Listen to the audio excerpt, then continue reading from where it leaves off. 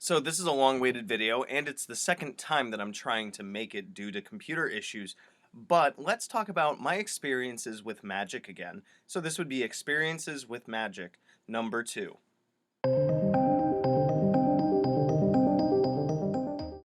So while I was brainstorming for this video, I wrote some notes like I usually do nowadays, just some bullet points and things, so I'm going to go over them. So let me just kind of preface this. So these things that I'm going to talk about are more of my personal experiences that I've had with Magick. I may repeat some things from the last video that I made because honestly I haven't watched it in forever, you know, but the main idea is these are things that I have done with Magick and things that I have experienced through my spirituality as a magician.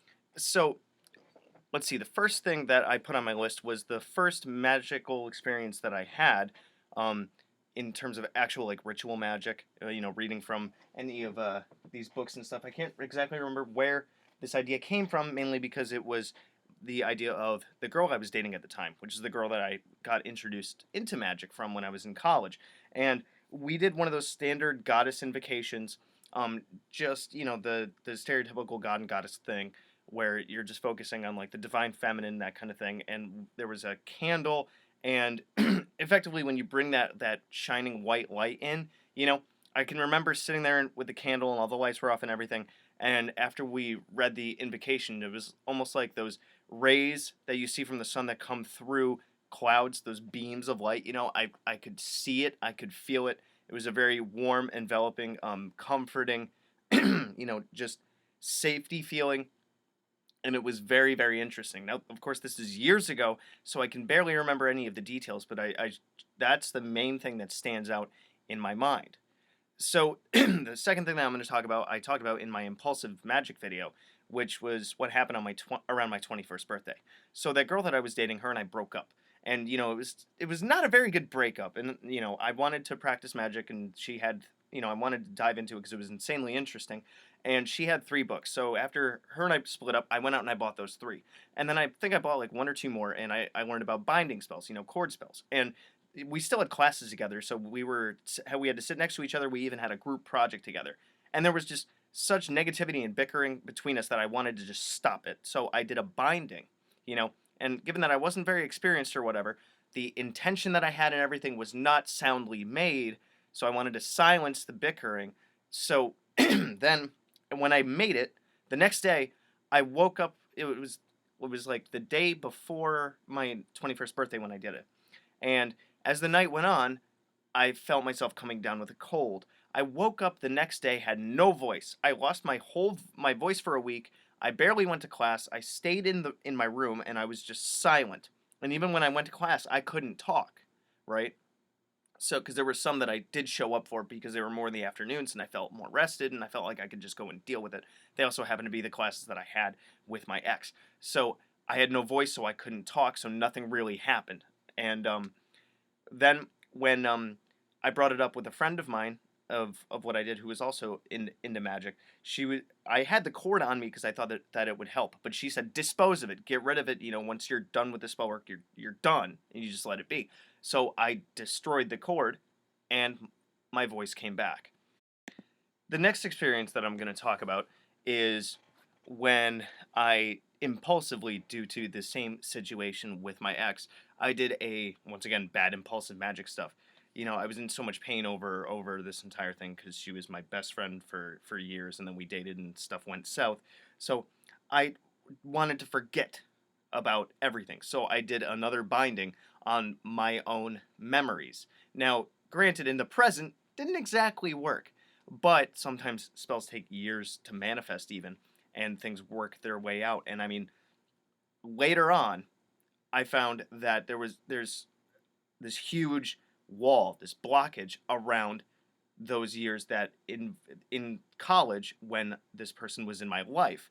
And so I did that binding, and it paid off. It worked.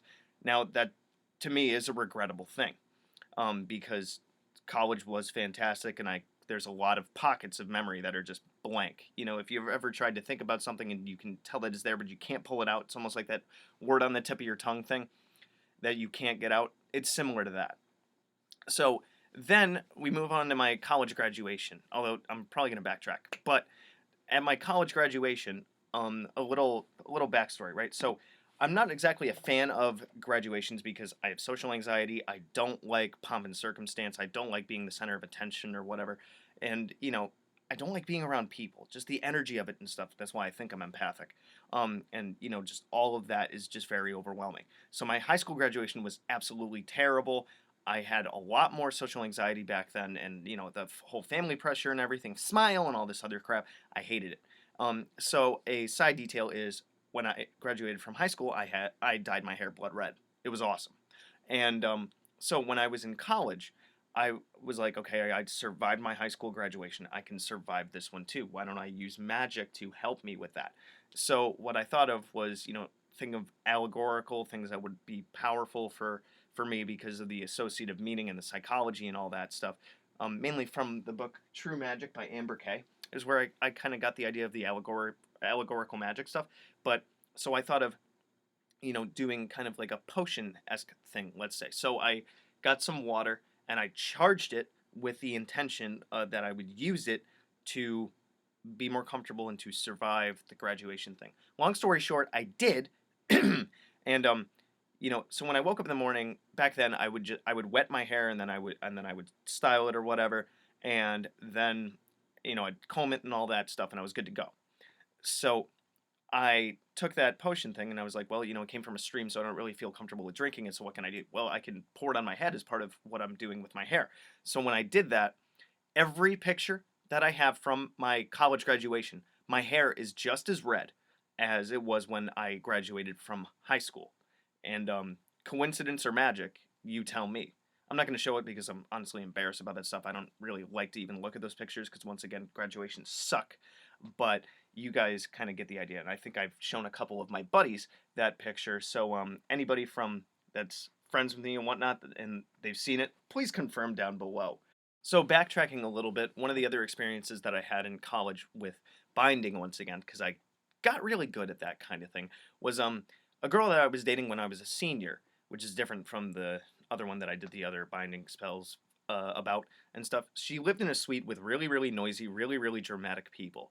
And, so like she'd be sitting in her room trying to study or whatever, and there'd be all this arguing and all this fighting and all this, blah, blah, blah, blah, blah. It was just a sucky environment to be in. And of course, people stayed up later than other people. So you're trying to go to sleep and it's just bicker, bicker, bicker, bicker, this and that and all that stuff. So she's like, could you do something about it? So I went over to her place and I did a binding to kind of, quell all the bull crap and all the drama, right? And the day after I did that, all that drama just quit. All that stuff just stopped. It became much more quiet in there, and I think everybody was getting along a little bit better, even though we didn't associate with anybody that she was living with. But long story short, that binding paid off. So on to my next one. So when I started to live in my house, the same house that I do now, I have to tell you a couple of details. So I'm in a condo and there's a neighbor that way that you can't see, and there's a neighbor over here. The one that happens to be behind me, she would have her grandkids over every around the holidays for a couple of days, and they were really young kids that would just go nuts and run all over the house. And you can hear that kind of thing because like my stairway, which is on this wall back here, you know her place parallels mine. So whenever they would be running, you would hear it. And I mean, they were loud. It was like freight train and whatnot. And even she would come home from her job at like 2 or 3 in the morning, and you could hear her thumping through the house. And so I was like, this is annoying. This is noisy because I'm living by myself, and I'm not 100% comfortable with it because, I'd never lived by myself before. So I used to be a little bit spooked about break-ins and things. So every bump in the night kind of bugged me. But so I set up wards around the house that blocked out the noise. I can remember one night around Christmas when they were just running all over the place. It's like 10:30 at night. They're romping around everywhere, and I just got really, really frustrated with it. So I took all of that welled up feeling that was just boiling everywhere within me, and I just shoved it out against the walls, and it fell silent. And it was almost like when you take a TV with like an action scene or something and you hit the mute button, it's just silent, right? So that was pretty interesting.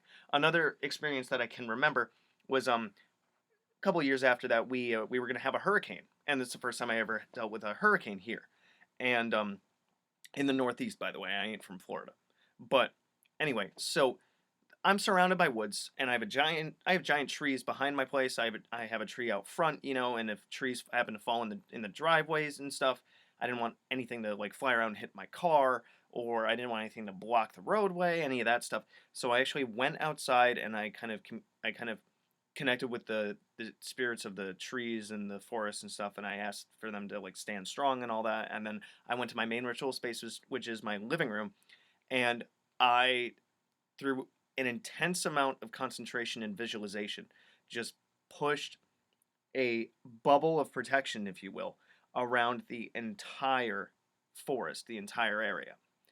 And then someone told me, just leave it, it's going to be okay.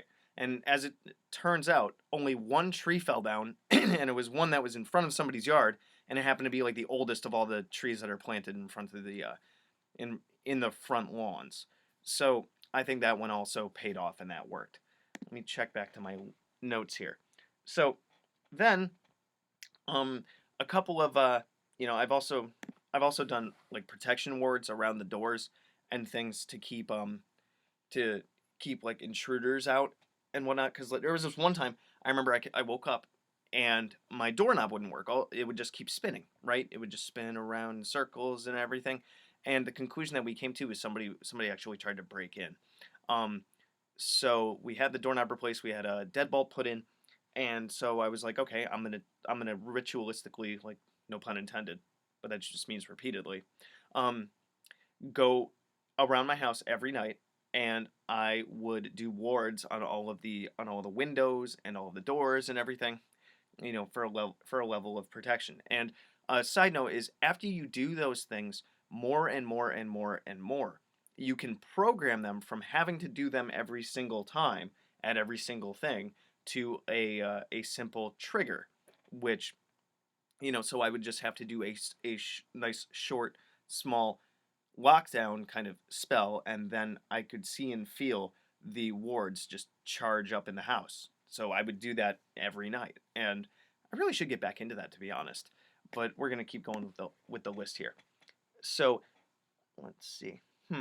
Oh yeah, there's been plenty of times when I've used sigils, not only the ones that I've made, but also the ones from the 50 Names of Marduk spells at job interviews. I've done several different spells to help other people either obtain jobs, which have paid off, help my lady's mom get above that like line in the red at her commission job, and it's always paid off.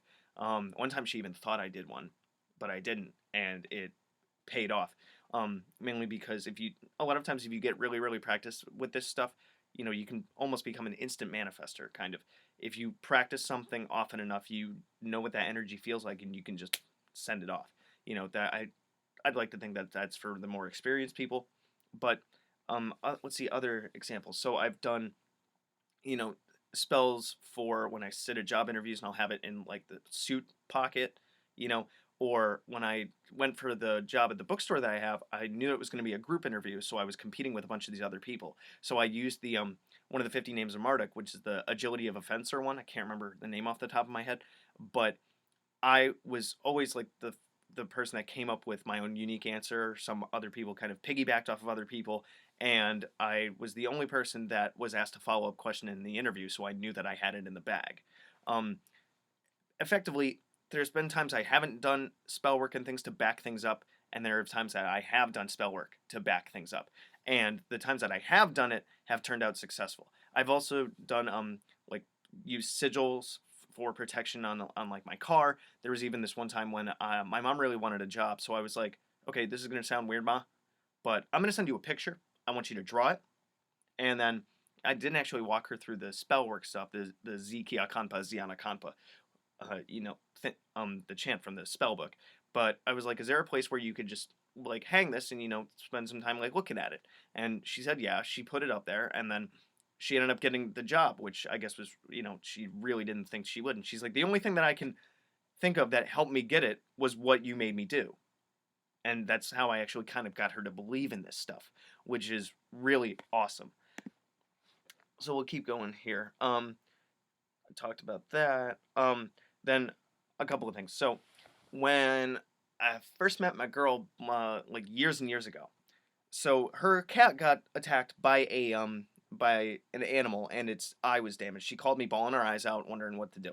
So I kind of, if anybody's a fan of Supernatural, let me know if you guys understand this reference. But it felt like what is it, like A Night at Bobby's, that episode where Dean and Sam are calling him asking for like all this research and stuff, and he's just pouring through the books and everything. That's exactly what I did. I poured through, like I grabbed all my books out. I looked for correspondences with colors and herbs and stones and all this stuff. And the cat was just kind of laying there because it was in pain and everything. The vet said that the cat was not going to recover or whatever, and so she had her laying on a certain blanket with some herbs around her and some stones and everything. And I taught her a couple of like the chants and stuff. This is also when I was much more into digging things out of books rather than making stuff up on my own from everything that I know. And long story short, that cat healed, and that cat lived to be 24 years old. So I think that's pretty good. Coincidence or magic? If you're on this channel, chances are you believe in magic. But if you're one of those people that's a little bit skeptical, I can't help you there. Keep going with this. Oh yeah, a really interesting experience that I had was when if you check out my random playlist, there's this video called A Walk Through the Maze, where I walk into this special part of the woods around here. And this particular section of woods literally has a maze in it. You can go and check the video out. And when I went out there one time, it was like several days when I was just alone by myself, so I was really into all of my ritual practice and everything. It was even during the summer, so I was working less. And I was working with this book called Spirit of the Wolf, where you're connecting with the wolf as a spiritual animal totem. And I went out into the woods, and then when I turn around, I felt very, very lost. It's a rather small section of woods, but it can get very thick, so it's kind of difficult to know which way is left, right, east, west, all that stuff sometimes. And this happened to be one of those times. So I kind of connected with the wolf as a spirit animal, and I started running, and I mean the amount that I was running, even in one direction, if I was honestly really there, I would have made it out some angle, but I didn't. And if you've ever played The Legend of Zelda: Twilight Princess, there's when you're in the wolf mode, so to speak, and you use the senses, right? It's almost like you see a trail of color that you're supposed to follow. It's a scent of like a letter, or a scent of Ilya, the Link's friend from since he was a kid, and stuff like that. And I felt like I was following a trail like that on my way out. And eventually I made my way out, and I turn around and I'm like, it should not have taken me that long. So, and I honestly felt like I was in a different body. I felt like I was running around on four legs. I was almost in like a trance-like state. And that's one of the coolest things that I've done yet. And the interesting thing is, a lot of those peak experiences and those really deep things are not intentional, and it's not like you can activate them at will. I mean, maybe there are super advanced people that can do that, but I love those moments that just happen. So, anytime other experiences like that happen, be fantastic. And the last experience that I'm going to talk about on this sequel to my experiences with magic is tulpamancy, where, okay, so in the Simon Necronomicon, you work with the Watcher, which is supposed to be another planetary being from way far out there, but it is also psychologically connected with your subconscious, the most powerful parts of you, and the deepest parts of you. And psychological tulpamancy, as it has come out in recent years, since being on 4chan in 2000, now there's even there's a Discord, there's a Reddit, and all that stuff. I got into that because psychology is fascinating to me. It's why I have a bachelor's in it. So I took that idea of communicating with another being that is psychological in nature, and I connected it to working with the Watcher. And what it has kind of transformed and turned into is this connection with my higher self that I can communicate with and gain advice from and talk things out from. It's a very, very immediate back and forth. And even when I do rituals and spell work and things, I can really feel the presence of my Watcher, which you can also call a tulpa, a fetch, a egregore, a guardian angel, whatever you want to call it in that way. I'm trying to give you guys enough terms so you can kind of understand it. So I took the psychological tulpamancy ideas of forcing and visualizing and interacting, and I applied them to with magical means, which is why I have like that shrine box back there, which is different from the other shrine box that I use, but I think I updated that already. And the amount of like almost predictive things I'm able to do with knowing when things are going to happen or gaining information before I should actually have been able to know it, or I think I said predicting things like that, that I credit to my working with tulpamancy and the Watcher through this magical method that has kind of allowed me to have more of a deep connection with the not only the spirit world, but also the nature of like manifesting and coincidences and just that ebb and flow and fabric of magic in general. So that would be the last thing that I'm going to talk about in this edition of my experiences with Magick, which is part 2. Hopefully this entire video works so I'm able to upload it. But let me know what you guys think about any of my stories, or even share your experiences with Magick in the comments. You can always find me on my social media, and you can find my links to my books and stuff, and all that info is at the end of this video. So let me know what you think about this, and we can start a discussion and whatnot. Good hunting. Thanks for watching my video. So if you want to check out my playlists, I have, among others, the Simon Necronomicon, the Tree of Life, General Magic, Tulpamancy, a playlist on my books, the elements, stones, the theories that govern magic, and the gods and goddesses of Mesopotamia. If you want to check out my books on Amazon, I have Creating Consciousness, Magical Mechanics, Magical Theater, Handy Sigil Magic, Magical Mastery, which is a combination masterwork of magical theater and magical mechanics, and The Guide to the Spheres and Beyond. You can also find me on Facebook at Magickology YT. You can email me at priestofthenecro@gmail.com, and you can even check out my Instagram, which is Magickology. And good hunting.